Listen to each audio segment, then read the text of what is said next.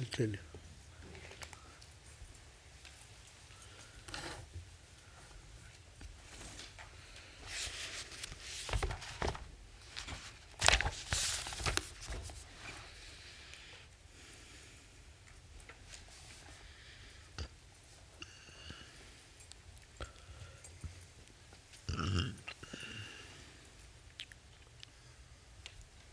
This gentleman's name is Felix.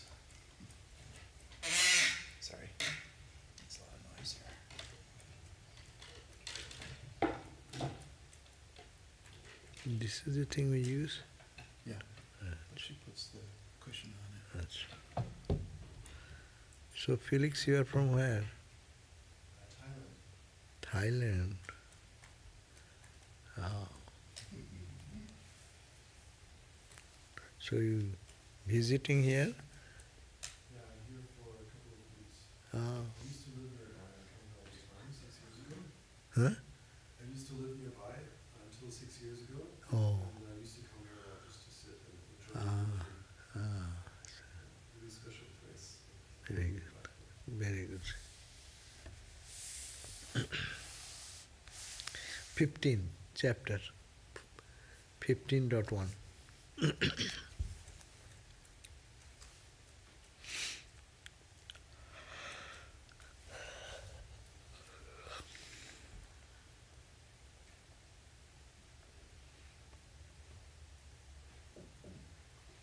Ye knows Indranil, that boy, the new person, Indranil. Indranil, that his guest. I don't know. He, Swami Sarvadevananda is also, maybe he didn't know. he didn't know, you didn't tell? He might have told him, I don't know. you should tell. You should tell. Anyone comes new, they don't know.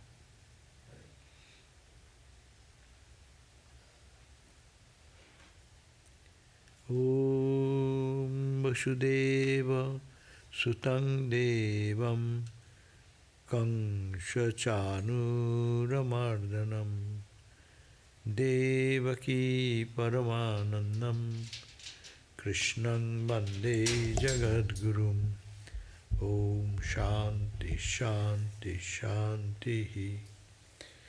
We salute Bhagavan Sri Krishna, the son of Vasudeva, the destroyer of the demons, Kamsa and Chanura, the darling child of Mother Devaki, and the Guru of the world, who is the giver of supreme bliss. We salute him again and again. Om, peace, peace, peace.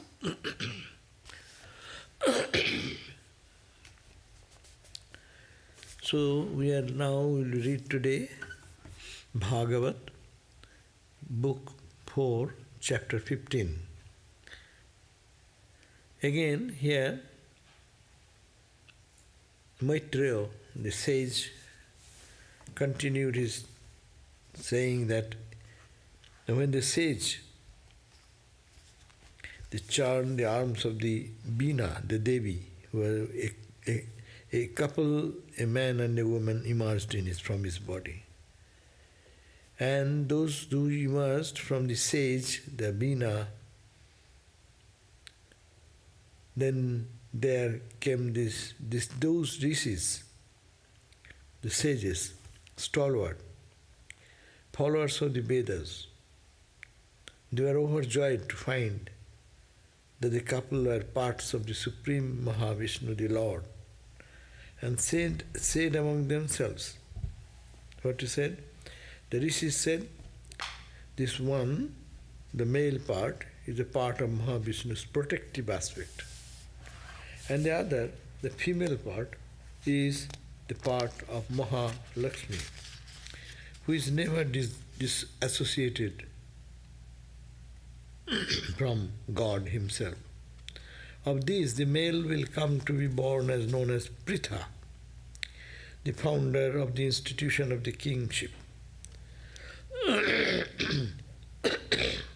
He will enhance the prestige of the rulers and will be famous for his piety and etc. And this lady, a veritable ornament of ornaments, will be known as Archi. And they will get wed. Pritha is a part of Mahavishnu incarnated in this world for its protection.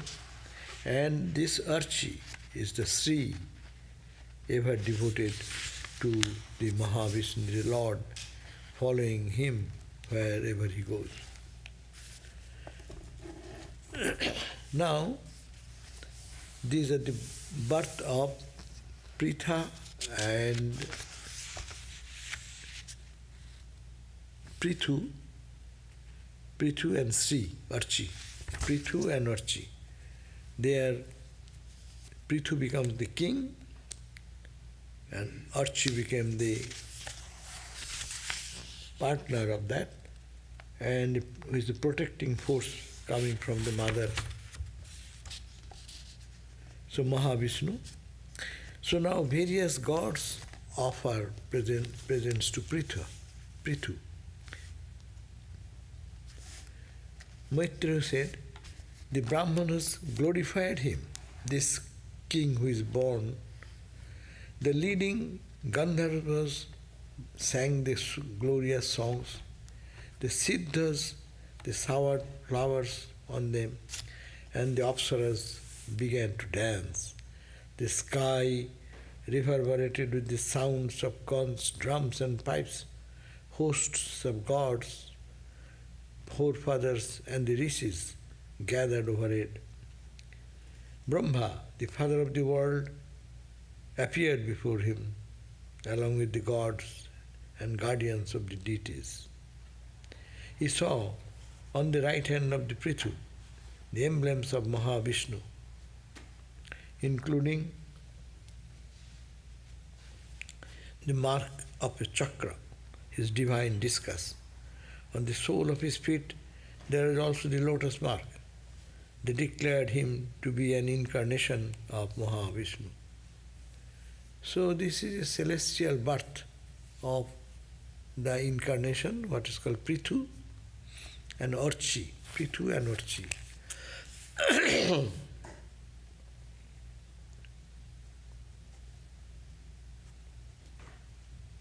So Prithu was the sages, when they are born, then all the gods and goddesses, even the Brahma and guardians of deities, all appeared before them, and they saw in his body the Lord Vishnu's emblems. So all the marks of the chakra, discus, etc., and on the sole of the feet there was also lotus mark. And seeing all this, all these holy people, they declared to him to be an incarnation of Lord Vishnu. For none but such one can have the clear marks of discus on his palms, uncrossed by other lines. Anyhow, these are symptoms. He become how do you know he is God incarnate? Because in his body, the tattoos, not tattoos, spontaneous things. He saw the mark of the Lord Vishnu, the mace is there, and the chakra is there, circular disc. So, seeing all these holy marks, the Brahmanas and the votaries of the Vedas, they declared that he is God Vishnu's incarnation. And all of them now began the performance of the ceremonial bath, conferring on him kingship, while the people in general brought all the articles needed for doing the rituals and rites. So then came the presents from the rivers, the oceans, mountains, serpents, cows, birds, deer, from heaven and earth. The installation over the new king with the Queen Archi in the splendor of their dress, royal decoration shone like another fire, Agni. So, saying this, that it appeared that the Prithu, he then was ordained into the kingdom. And so they looked gorgeous. That is the declaration. To him, means to Prithu, the king Prithu, the Lord of treasures presented a golden throne. So every gods and goddesses offered them the best of their gifts to the new king born as the king Prithu. To him, Kubera, the Lord of treasures, they presented the golden throne, while Varuna, the rain god, gave a ceremonial royal umbrella, moon-like, and always dripping drops of water. Then Vayu, the god of air, the wind, gave him 2 chauris. Chauris means this fanning instruments, fans maybe, hand fans or something. Dharma, a glorious necklace. Dharma, Indra, the god Indra, splendid crown. Yama Devata, the god of death, a sceptre symbolic of punishment to evildoers. Brahma gave them protective armors fabricated from Vedic mantras. The goddess Saraswati gave them the valuous necklace. The Lord Mahavishnu, all the gods and goddesses came with their gifts and made that Prithu a royal king with enormous power, empowered by the powers of all gods and goddesses. Agni, the fire god, gave him a bow made of the horn of goat and bull. The sun god gave arrows penetrating like his rays. The earth god gave a pair of shoes that transport on anywhere at will. And the sky, the space, a daily supply of flowers. The Siddhas, those gave him skill in dance and music and the use of musical instruments, the power to disappear at will. And the Rishis gave them their fruitful blessings. And the ocean gave them the conch from its depth. The oceans, rivers and mountains endowed his chariot with the power to go across them. Next came to him masters of the court ceremonies like heralds, birds and penegrists. Knowing that they had come to sing and proclaim the praise of the king Prithu, smiling, said in his deep and resonant voice. Now Prithu was adorned the king by the power of all the gods of the world. Sun god, rain god, air god, water god. So all the gods and goddesses, the spiritual power, they gave them and all the singers are singing the praise. And that way the king is, now the Prithu was humbled with this type of gift. So the king Prithu then said, O birds and penegrists, my virtues have not yet been manifested or demonstrated till now. On what basis are you then going to sing my praise? So do not indulge in vain flattery. So he says, I have not done anything, you have not seen any acts of my good actions, but why are you praising before that? I am putting my step into be a king, and I am being coronated into the king's throne, but before knowing my power, why are you praising me so much? So do not indulge in vain flattery. When I have proved my worth in the future, you are free to extol my virtues in your songs. You cannot say the people are prompting you to sing about me. For when there is the Supreme Being with countless virtues to praise, no one will direct you to sing about me, who have no special merit. I have no special merit, so rather you should praise those who have special power. So why are you praising me? Many being humble, being very polite. Though one may well acquire in time many of the qualities of great ones, what straightforward man will presume to make penegrists sing as if those qualities are possessed by him already? He should have to be unaware of the ridicule of others if he were to do so. Those who are endowed with virtues like generosity, and are capable of acquiring all other virtues too, are very modest in regard to the actual virtues they possess, and consider it deplorable to encourage self-praise. O storytellers, who you are yet unknown in the world for any great achievement, how could we childishly encourage the singing of our own praise, etc. Now, the chapter 16. The king Prithu, his many-sided greatness of this king, though he was humbled, but he has many-sided greatness, so that is described by Maitreya Rishi. Directed by the sages, the singers and panegyrists, who were highly pleased with the king's words, began to sing in praise. The singer said, "We are indeed capable of describing the greatness of one like you, who is none other than the Supreme Being, because you are God incarnate, that's why we are praising you." That the singers then responded to this question. Even Brihaspati, the guru of the gods, cannot describe the prowess of this one who is born of a limb of Bina. Still, at prompting of the rishis, we are going to describe with great regard the glories of future glories, achievements of Prithu, who is a partial incarnation of the Lord Hari, to the extent that the instructions of our teachers has made them known to us. So now goes these praises and praises and praises. That way,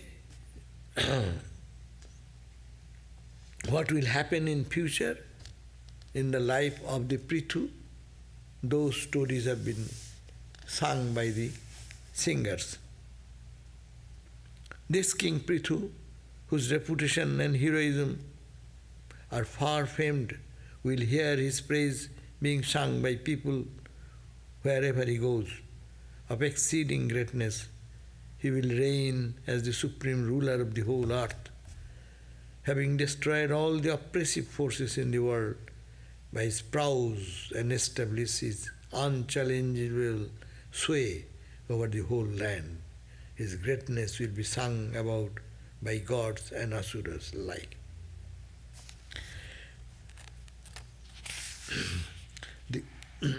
Now, Maitreya said, being thus made widely known, it is chapter 17, by the panegyrics regarding his great qualities and the future achievements, Prithu in return thanked the singers and gave as presents all they desired. He expressed his respect and goodwill for all in this country, the Brahmanas and the other ministers, officers, learned men, citizens, subjects from villages, artisans, etc., all subjects in general.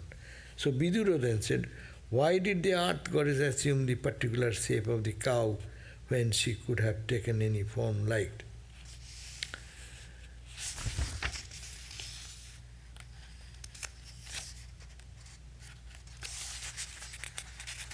So again, praise of Prithu is continued.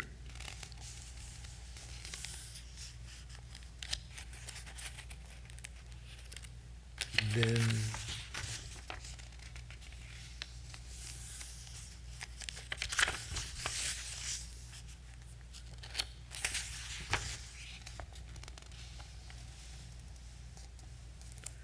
now we pass on such descriptions which we don't have any much to nothing to philosophical.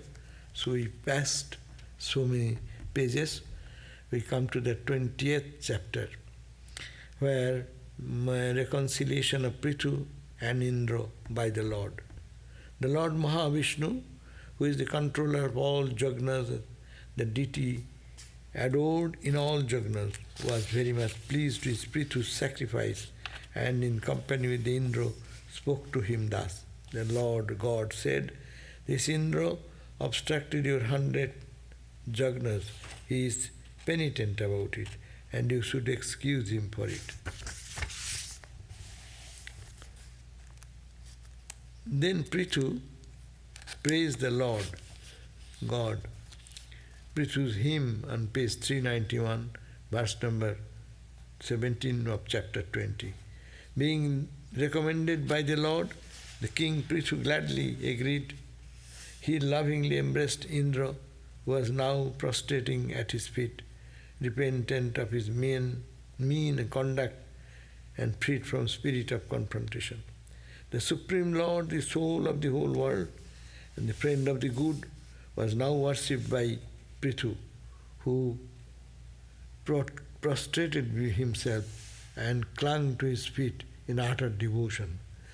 The Prithu, the first king, could not even see the Lord because of his tears of devotion welling in his eyes as he faced Hari with his hands held in a devout salutation.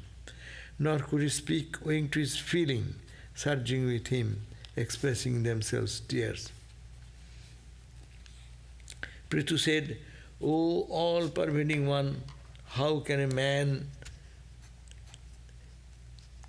of intelligence seek boons from you, who are the master of even the boon-giving divinities?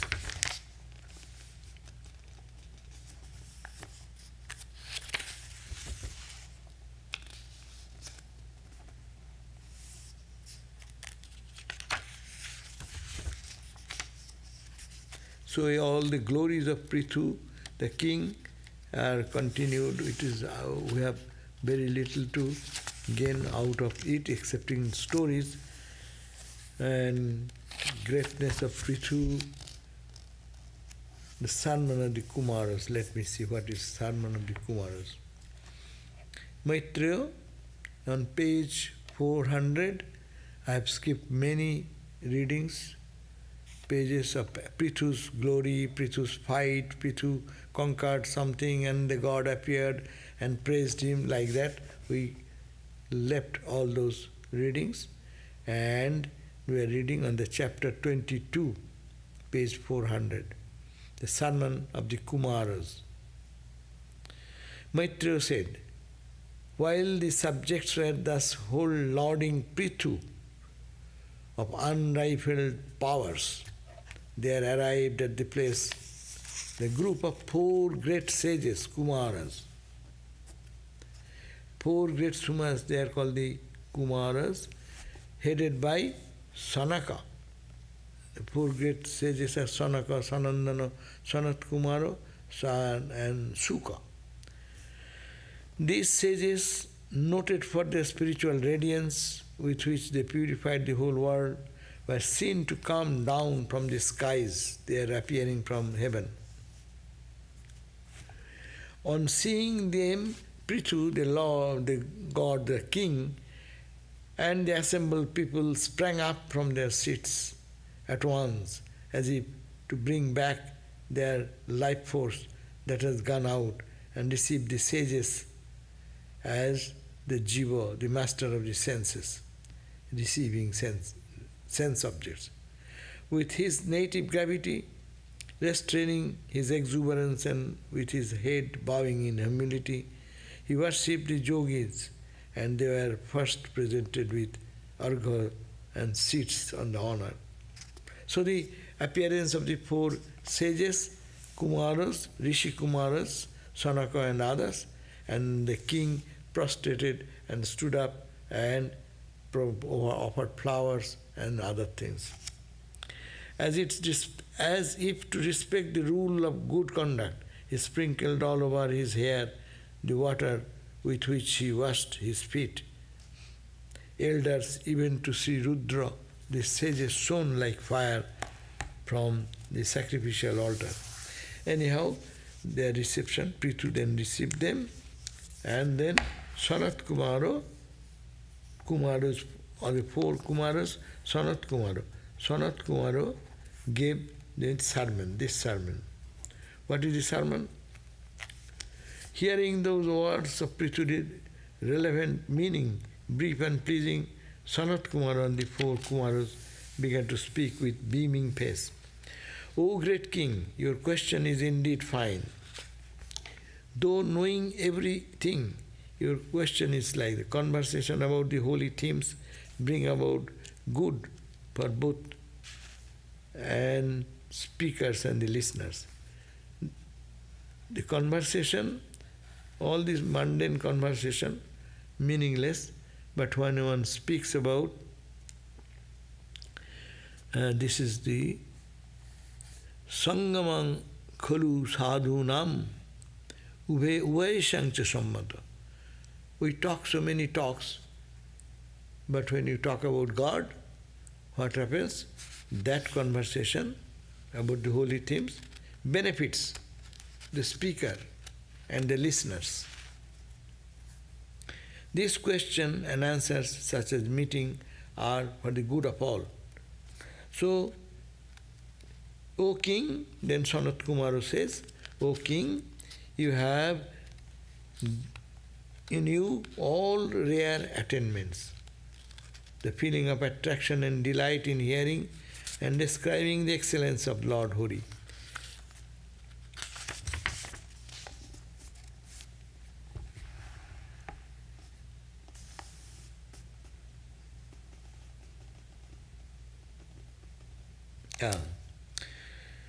So, he says that after deep philosophical reflection, the scriptures have determined that man can achieve his all-round welfare only to detachment from material concerns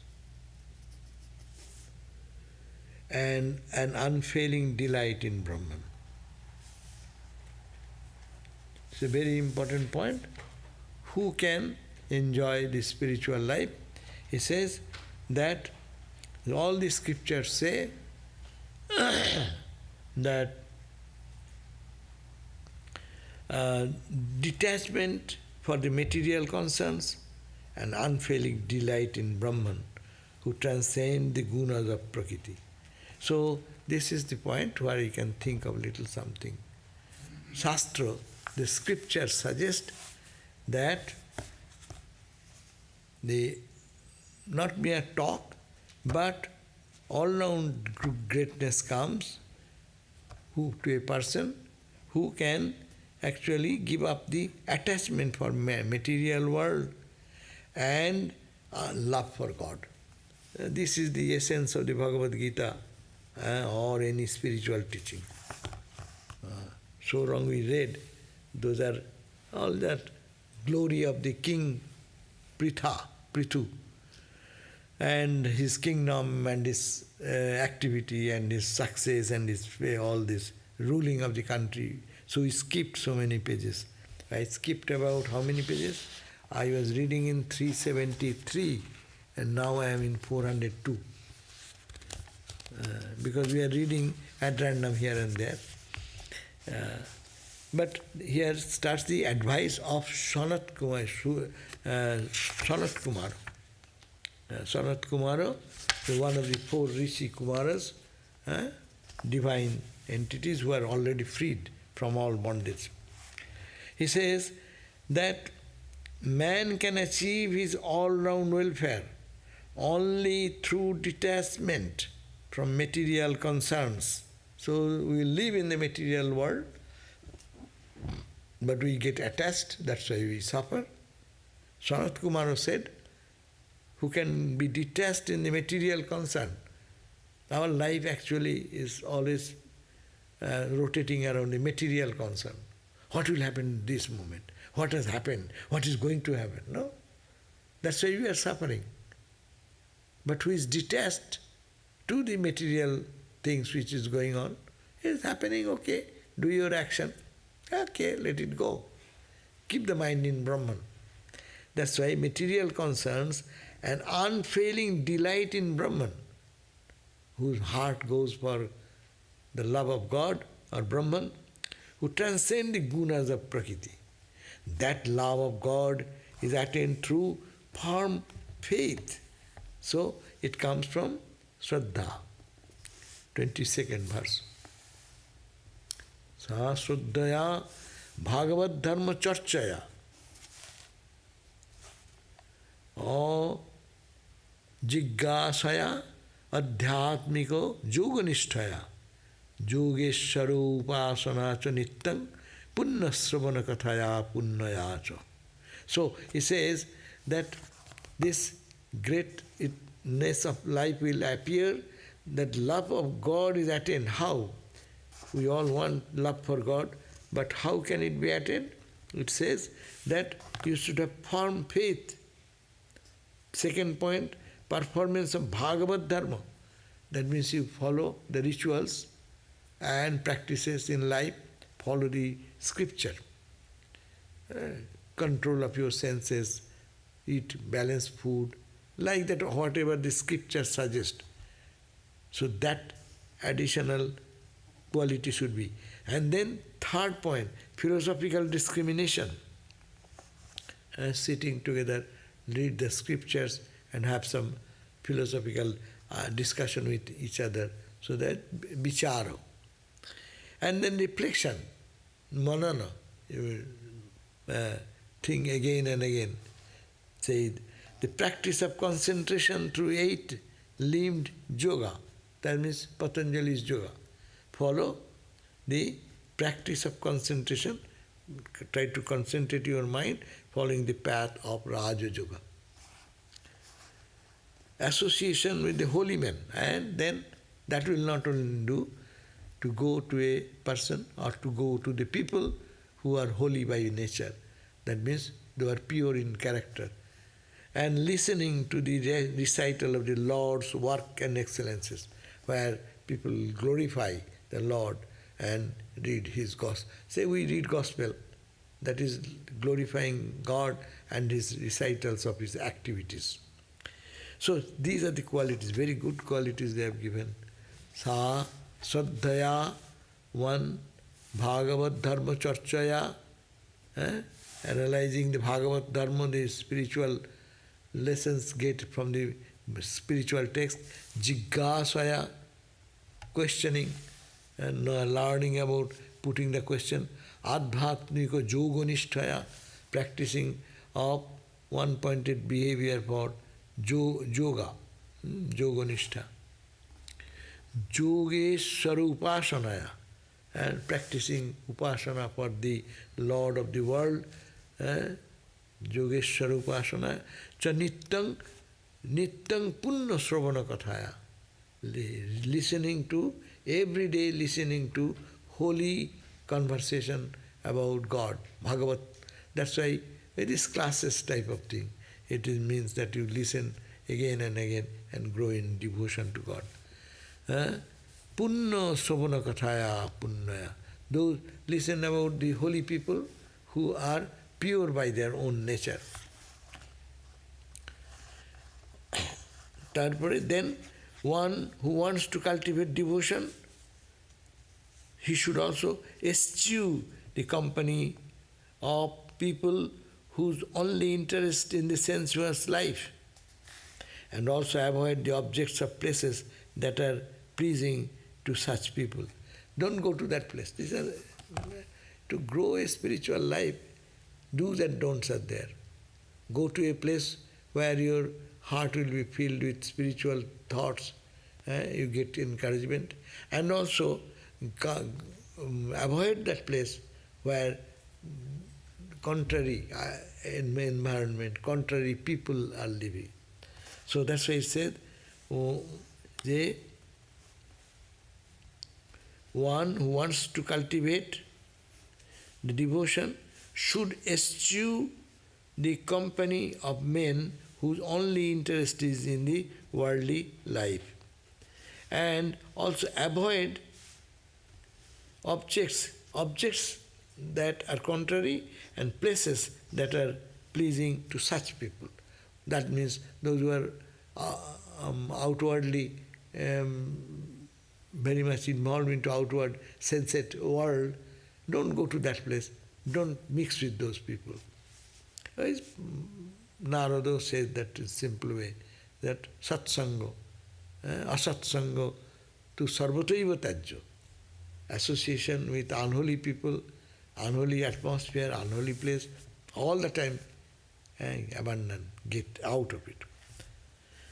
Avoid the objects of pleasure. When there is no convenience to listen to the recital of Sri Hari's excellences, one should engage in philosophical reflection or resort to some solitary place.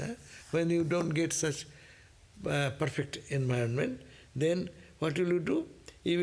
One should engage in spiritual discussion so that mind becomes clear.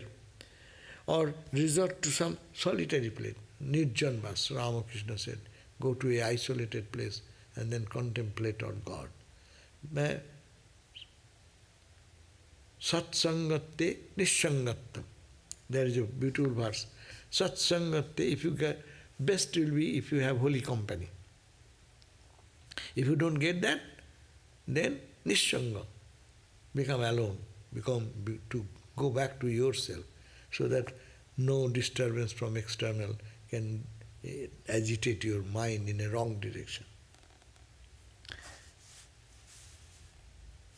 Nishanga.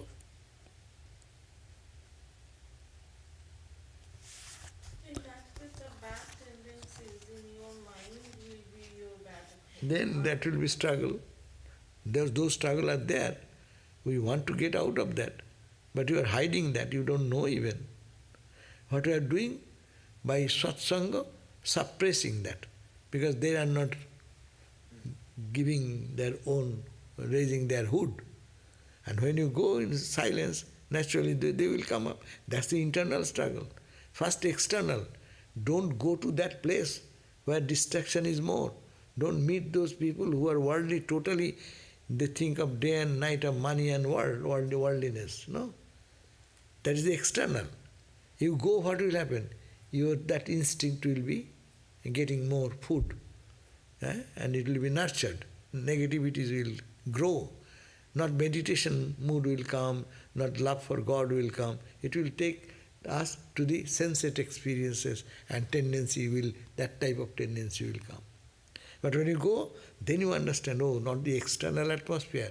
I am to conquer the external as also now the internal. And conquering the internal is the goal of life, no? Whole spirituality is what? Growing from within, no? Mastering your own self.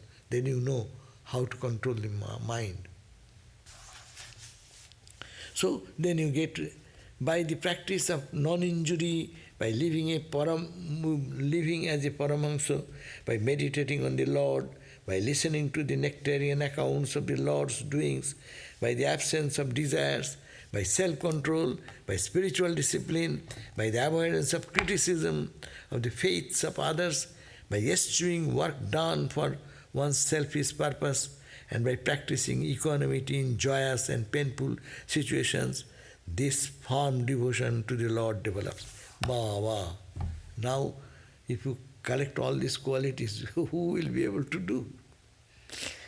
Then only your love for God will be established. So whatever, if I count, it will be about 15, 20 points, no? So he said, by practice of non-injury, I will not do any harm to anyone, ahimsa, non-injury. By living as a Paramahansa, by living like I am in the world, but untouched by anything. My God, it's a matter of joke. We will be involved in anger, frustration, because we live in the world and attachment comes, no? And you will be living like a drop of water in the lotus leaf. It is there, but when it rolls down, no attachment, no water. Water goes down. So this living in the world like a drop of water in the lotus, no? So that is the Paramahansa's life. And meditating on the Lord. You think then you, in that context, you are detached to the world, start meditating inside. And when you are meditating, that's good. When you don't, then listen to the nectarian accounts of the Lord's doings, as a lila. Think of Ramakrishna in the Dakshineshwar. Think of Holy Mother in the Jairambati, what she is doing. Mother, or Swami Vivekananda coming to New York and giving talk. You think that you are there. Anyhow, these are all holy association. Anyway, live in that holiness.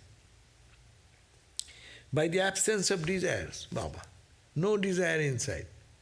That means that should be goal. That means if you have no desire, then you have realized now itself. If you have no desire for anything, then that means you are pure soul. So your mind will go for God only.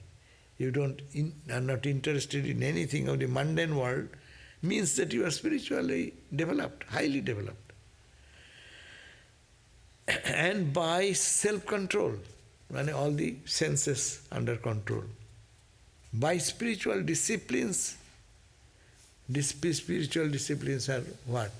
Getting in the morning, taking shower, sitting for, preparing for meditation, and then offering flower, doing all these disciplines, what is ordained.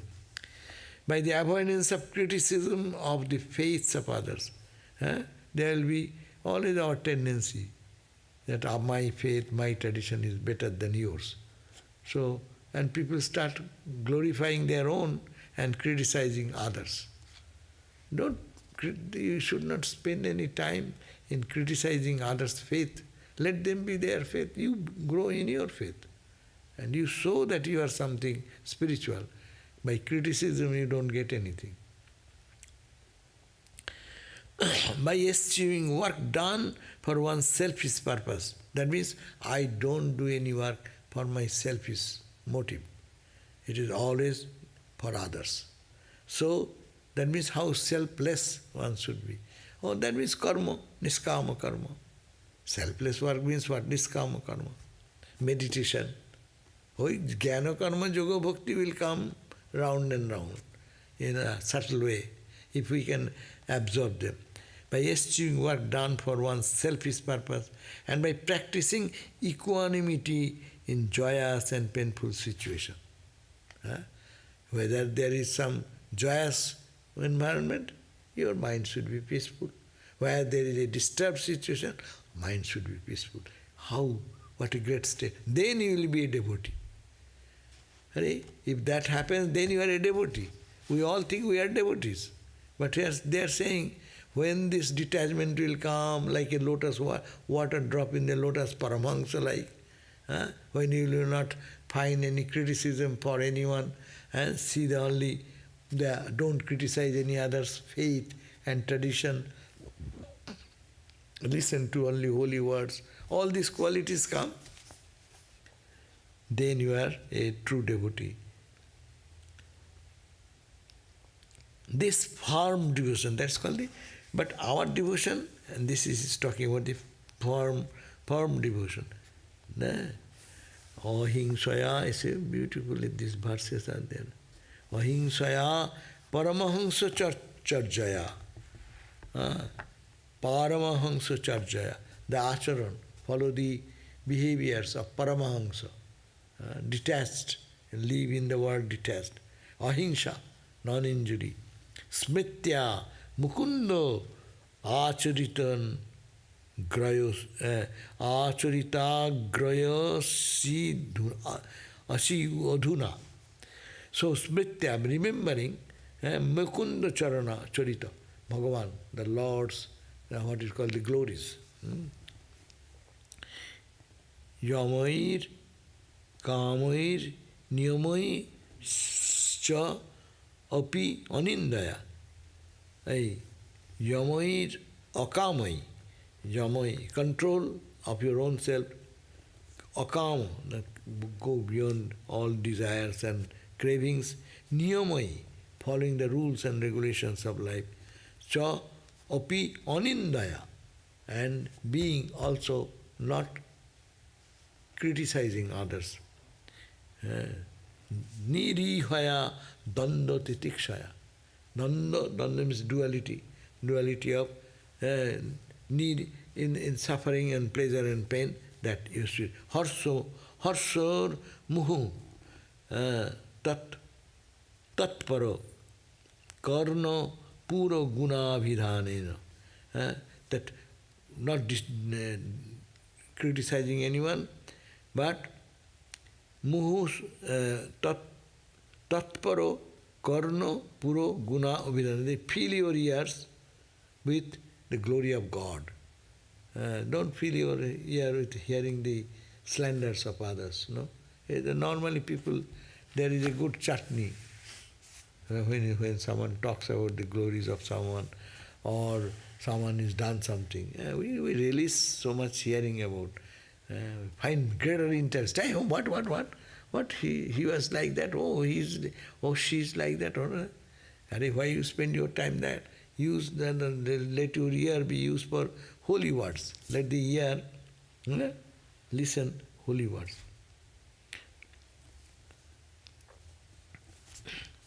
Now, the Lord's excellence constitute the real ear ornament of devotees. That is the point. What is the earring? Highest ornament, we should put earring, no? But Bhagavat says, the Lord's excellences constitute the real ornament of the devotees. Ear ornament. Ear ornament becomes ornament when you don't put the ordinary ornament of gold. But when you put the Lord's word, it pours, that is the real ornament. No? Beautiful idea. By listening to these, the sentiments of devotion is augmented without any difficulty. Our devotion grows much if we hear the stories of Ramakrishna, our stories of devotees, real devotees, those devotees who are crying for God, who are wept for the saints' life. Hearing their words, it evokes the spirituality in us. It develops renunciation for everything gross and subtle in the sensuous life. When we hear the glories of these sadhus or holy people, then we feel like, oh, can I be like that? So in my heart, those feelings, it evokes those feelings. Renunciation of everything, whether gross or subtle. Because mind feels so much joy in the listening to the glory. That's why it is said, it takes time to grow in devotion.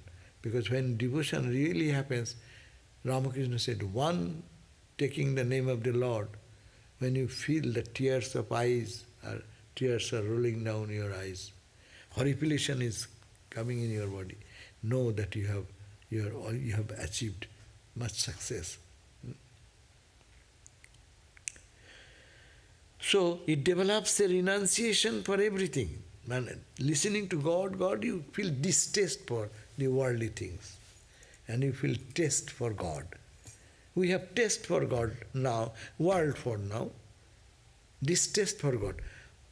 No, we cannot say distaste, but a little taste is developing. But major taste is on this side.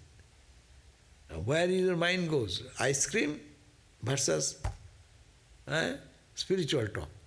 Spiritual talk is a feast to some people whose heart is pure.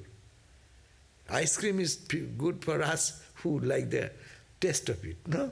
So, point is that sensuous experience to spiritual experience. So, it develops this bhakti. If you develop this way, it develops renunciation for everything gross and subtle, and generates spontaneous delight in the attachment for the Supreme Being, who is pure spirit and who transcends the gunas and prakriti. So it develops such inner tendency for the qualities of the prakriti. When a person under the instruction of a genuine teacher develops a firm and constant delight in and attachment to the Supreme Being, then that person is endowed with the power of renunciation and spiritual enlightenment. So how it will come? When this detachment will come? Now when a person, she has to follow the instruction of a genuine teacher. That's why our initiation, mantra, all these things come. When one try to return, every science has its own procedure, no? chemistry has its own way of approaching in the lab, physics has its way of approaching it. Similarly, spirituality also has a special way of reaching that goal. That's why here says, when a person under the instruction of a genuine teacher, what he does? Develops a firm and constant delight. How? By practice. And then gets a firm establishment in the heart, and he constantly feels delight whenever he feels, oh, God is with me. And repeat the mantra, we feel that. So when it happens that, an attachment to the Supreme Being then starts. More likingness comes for inner life. And then he is endowed with the power, automatically then the power of renunciation comes and spiritual enlightenment comes. This power, when this power comes, that means renunciation generates within by listening to the holy words and following the instruction of the teacher, developing a constant delight and attachment to the Supreme Being, then the power of renunciation, which is in all of us, no? This is very important, the power of renunciation and the spiritual enlightenment, which is there within us. That capacity, that power removes the darkness and ignorance of other things. This power of renunciation, burns up as a fire does its fuel, the shell of one's self-centered individuality. We call the small I, petty I. It destroys the petty I, which is composed of the 5 aspects of ignorance. Avidya, asmita, raga, dvesha, abhinivesha. That means avidya means ignorance, asmita means I, raga is attachment, dvesha, aversion, abhinivesha, clinging to life, and which is owned thin by spiritual disciplines. So this power will be capable of burning these 5 evils. Ignorance will be faded away. Ego, the small ego, Bhakta says, I am nothing, O Lord, you are everything. I am your child, I am nothing. So your ego is getting purified or reduced, egotism. Raga and desha, attachment and aversion. Attachment means I like this, I dislike this. And it is in some place too extreme. Some people, I can't tolerate him. I cannot tolerate that person. No? And I am so attached, I cannot forget. There is too much of attachment, too much of aversion is an obstacle in spiritual life. So that they will be over it. It will reduce. Attachment and aversion. And abhinivesha. Abhinivesha means always we are clinging to life. We don't want to die. I want to protect myself. No? But spirituality grows, then you think that body dies, you are not concerned with anything. You are there inside. No? So this power of renunciation and enlightenment happens by following. Here is a glorification of the verse in 26th verse of the chapter. Now we are in 22. There is a very concise idea about our spiritual practice. Yada, dekhi, Sanskrit can give us little deeper sense. Yada, when Ratir Brahmani, Rati means the one-pointed devotion, love, one-pointed love. Brahmani, in the Brahman, Naishtiki becomes Nishtha, one-pointed.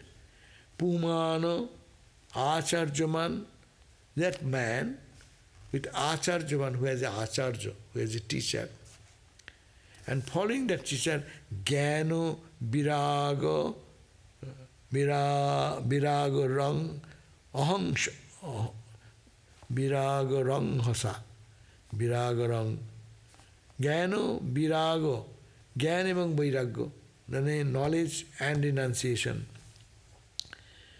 Bahati birjam, it gives great strength, hridayam in the heart. Jiva koshang panchatmakam, the jiva, this individual soul, which is covered with panchatmakam, 5 koshas, yoni, vi, uttito, agni. That panchatmakam jiva kosham, that is the cause of destruction of them that arises from the heart.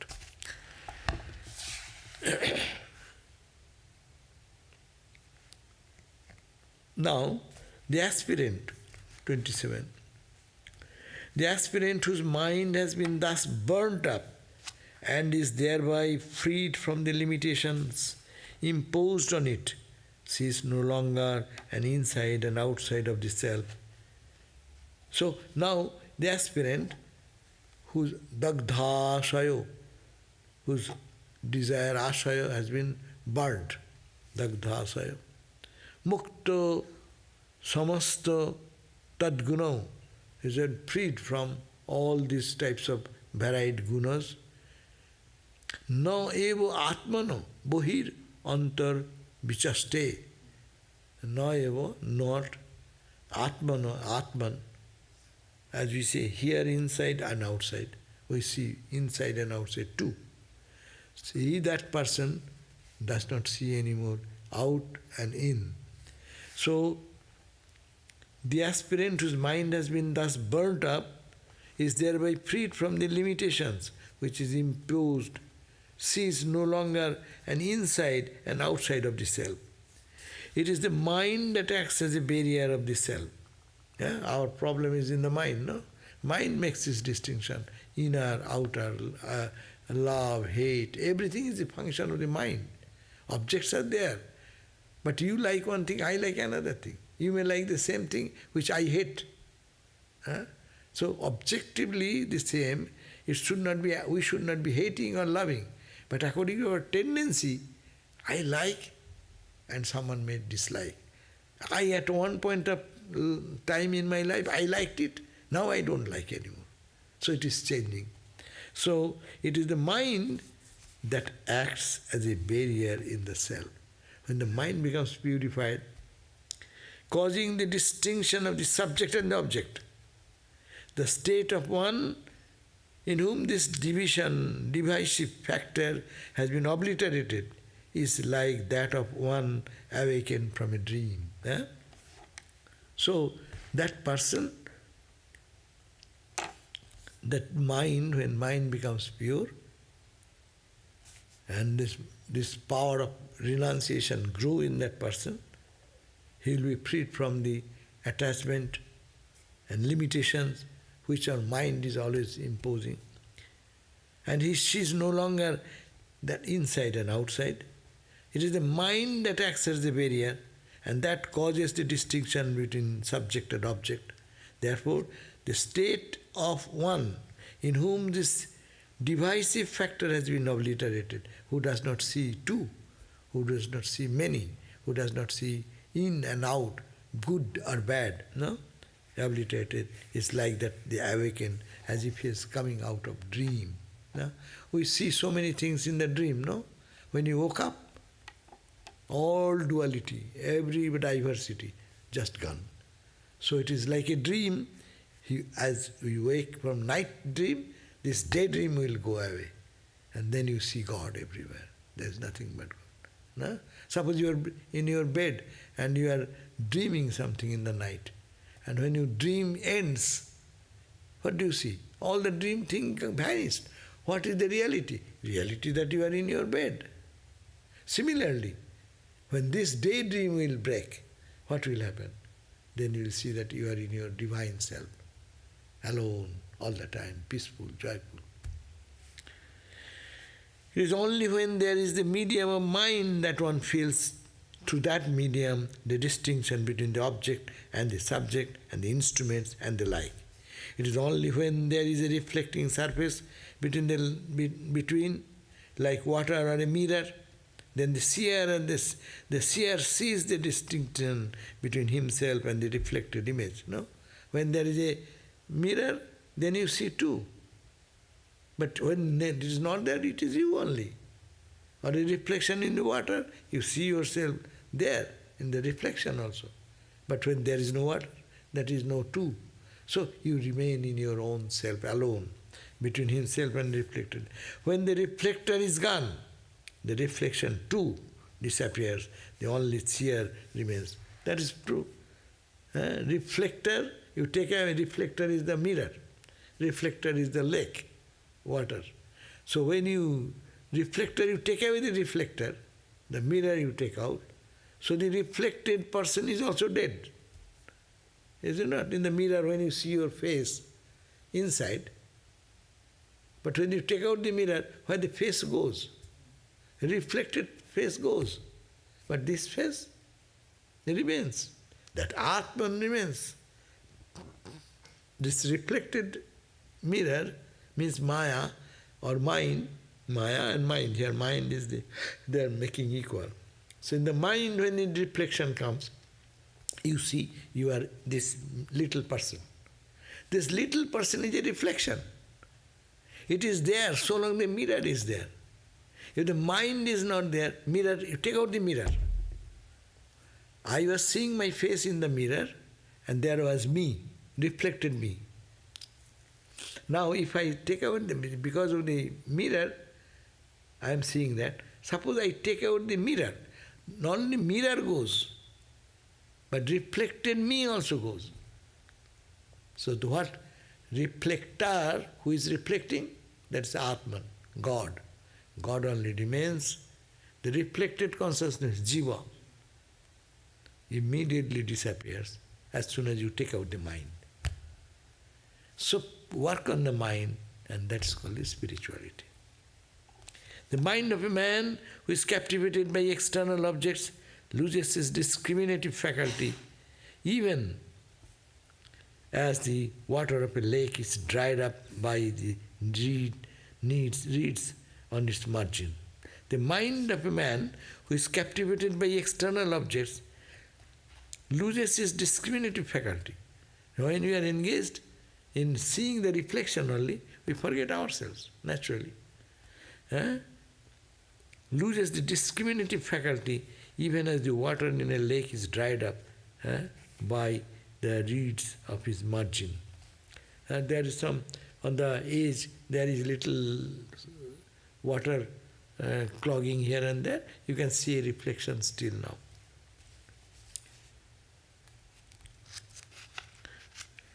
So we can end here. So it is talking about the power of mind, Darki.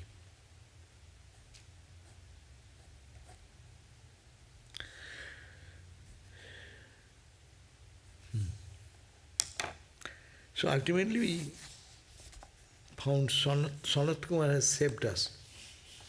Otherwise, we are Prithu and Prithu's story, and the dancing people are coming and gods are coming and dancing, giving the chariot and all these glorious things. Is this so many pages I read today, many pages. 373 to 403. How many pages? 30 pages, no? Almost 30 pages. 30 pages I have read. Means how many verses? Maybe 100 verses or 200 verses.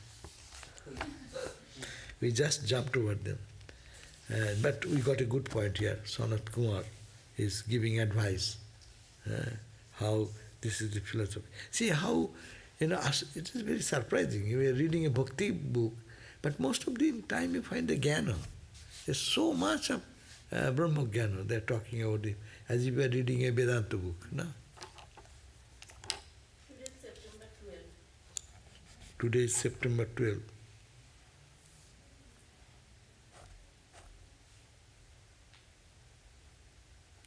Yesterday was 11, Bhikkhato.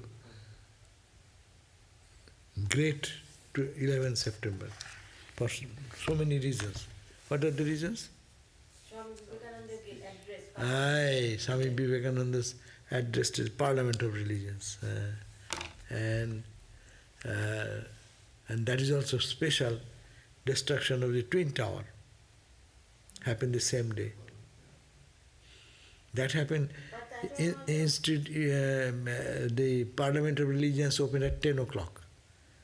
And destruction happened what time? I forgot that. I was in a plane that time.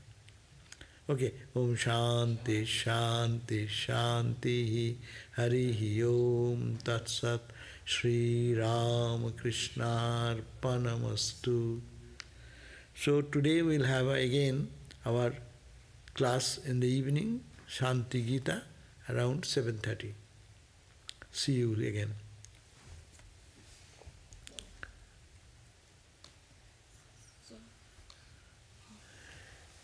where did you end? What was the last verse? Oh, you should write.